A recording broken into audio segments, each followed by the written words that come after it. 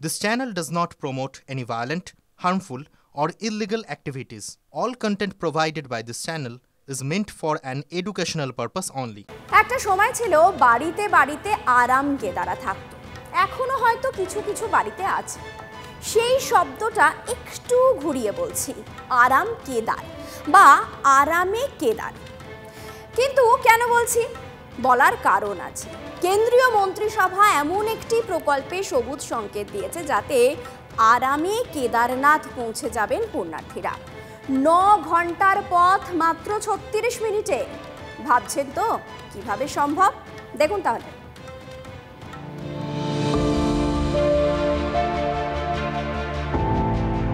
চার ধামের এক, ভারতের 12টি জ্যোতির্লিঙ্গের অন্যতম কেদারনাথ মন্দিরের দর্শন করতে মুখিয়ে থাকেন ভক্তরা। কিন্তু 2013 সালের বিপর্যয়ের পরে হেঁটে যাওয়ার পথ আরও দুর্গম হয়েছে।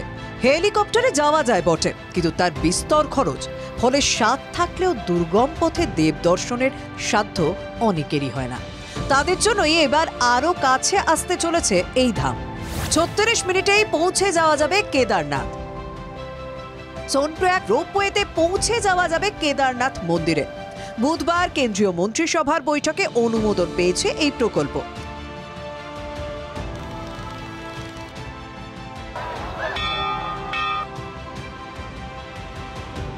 উত্তরাখণ্ডের রুদ্রপ্রয়াগ জেলায় সমুদ্রতল থেকে 11,968 ফিট উচ্চতায় রয়েছে কেদারনাথ মন্দির।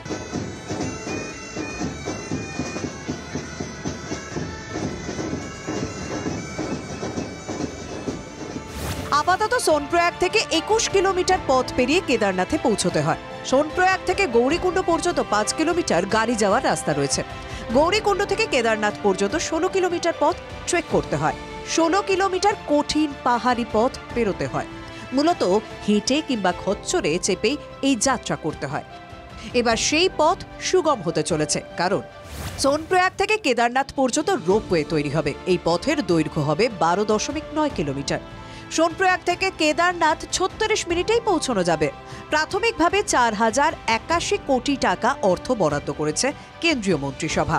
রোপওয়েতে ঘন্টায় কমপক্ষে 1,800 পুণ্যার্থী কেদারনাথে পৌঁছতে পারবেন। দিনে 18,000 যাত্রী রোপওয়েতে যাতায়াত করতে পারবেন।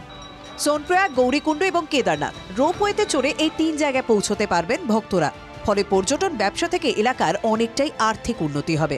তবে শুধু কেদারনাথই নয়, মন্ত্রিসভার বৈঠকে উত্তরাখণ্ডের গোবিন্দঘাট থেকে হেমকুণ্ড সাহিব পর্যন্ত 12.4 কিলোমিটার দীর্ঘ রোপওয়ে তৈরির অনুমোদনও মিলেছে। সব মিলিয়ে উত্তরাখণ্ডে পুণ্যার্থীদের জন্য নতুন পথ খুলতে চলেছে। Bureau report, TV9 Bangla. আর এক তীর্থভূমির কথা বলবো, কিন্তু প্রেক্ষাপটটা একটু অন্য। হুগলির ফুরফুরা শরীফ এখন চলছে ধর্মীয় উৎসব এসালে সওয়াব। তার মধ্যেই বিস্ফোরক মন্তব্য তৃণমূল ঘনিষ্ঠ পীরজাদা তাওহা সিদ্দিকীর। ফুরফুরার উন্নয়ন থেকে উৎসবের সরকারি বরাদ্দে কাটমানির চক্রান্ত আনছেন তিনি। বিস্ফোরক অভিযোগ তাওহার। পীরজাদার নিশানায় এবার মন্ত্রী স্নেহাশিস চক্রবর্তী। দ্বিতীয় মুসলিম তীর্থভূমি ফুরফুরা দরবার শরীফ ঐতিহাসিক ইসালে সব, যার বয়স হচ্ছে 134 বছর। ঠিক এভাবেই ফাল্গুনে 3 দিন ধরে চলা ইসালে সওয়াবের গুরুত্ব বুঝিয়েছেন তোহা সিদ্দিকী। মুসলিমদের এমন ধর্মীয় উৎসবের মধ্যে ফুরফুরা শরীফের উন্নয়ন নিয়েও প্রশ্ন তুলে দিলেন তৃণমূল ঘনিষ্ঠ পীরজাদা। গঙ্গাসাগর মেলায় লক্ষ লক্ষ মানুষ হয়, 95% অন্য রাজ্যের মানুষ, 5% এই রাজ্যের মানুষ। কোটি কোটি টাকা তাদের জন্য অনুদান দেওয়া হয়। এটা আমার মনে কোনো হিংসা নাই, আমি চাইছি আরো দেওয়া হোক। আর এই ফুরফুরা শরীফে লক্ষ লক্ষ মানুষ আছে, 95% আছে বাংলার মানুষ। তাদের জন্য কি করা হচ্ছে? শুধু এই প্রশ্ন তুলেই থামেননি তোহা। মমতা বন্দ্যোপাধ্যায়কে আড়ালে রেখে উৎসবের বরাদ্দ থেকে তৃণমূল কাটমানি খাচ্ছে বলে অভিযোগ তুলেছেন তোহা সিদ্দিকী।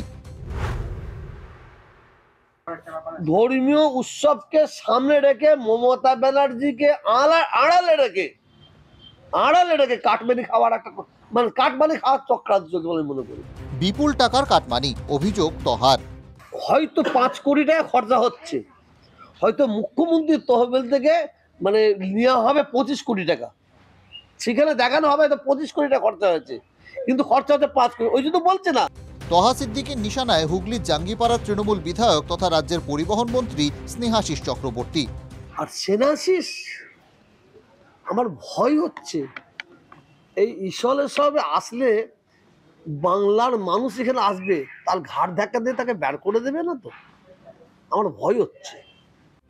বুধবার ইসালে সোয়াবের প্রশাসনিক অনুষ্ঠানে পীরজাদাদের না ডাকা নিয়ে বিতর্ক তৈরি হয়েছে।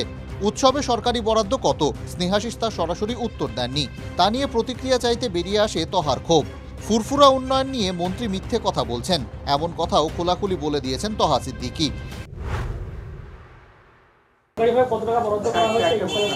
সরকার সেটা আমার এই মুহূর্তে হিসাব নেই, কিন্তু এত বড় বন্দোবস্ত সেটা যা লাগবে সরকার সেটাই দেবে। আপনারা প্রশ্ন করেছেন মুসাফিরখানা হয়েছে, চালু হয়েছে, বলে হ্যাঁ চালু আছে। ওটা কত বড় মিথ্যাবাদ, কত বড় কাজ্জাব। মুসাফিরখানা সম্পূর্ণ কাজ সম্পূর্ণ হয়ে গেছে, এটা মুসাফিরখানা চালু আছে, ওটা নিয়ে কোনো সমস্যা হয়েছে। কত বড় ঝুটা, মুসাফিরখানা চালু হয়নি। আমি মুখ্যমন্ত্রীর কাছে অনুরোধ করব, আমি ববি হাকিমের কাছে অনুরোধ করব, এই ঈশ্বরের সবে কত কোটি টাকা দেওয়া হয়েছে যেন বলা হয়। তহা সিদ্দিকের ঢঙেই গঙ্গাসাগর ও ফুরফুরার তুলনা টেনে রাজ্য সরকারের সমালোচনা নওশাদ সিদ্দিকীর।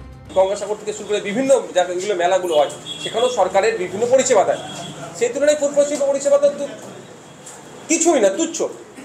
কোনো জায়গায় এয়ার অ্যাম্বুলেন্স থাকে দেখেছি, এখানে একটা ভালো অ্যাম্বুলেন্সও পাওয়া যায় না। তৃণমূলের অন্যতম হাতিয়ার সংখ্যালঘু উন্নয়ন, অথচ মুসলিমদের তীর্থভূমি ফুরফুরা শরীফেই যদি উন্নয়ন না হওয়ার অভিযোগ ওঠে, কাটমানির অভিযোগ ওঠে, তবে কি ঘাসফুলের বিড়ম্বনা লাফিয়ে বেড়ে যাচ্ছে না? সনৎ মাঝির রিপোর্ট, TV9 বাংলা।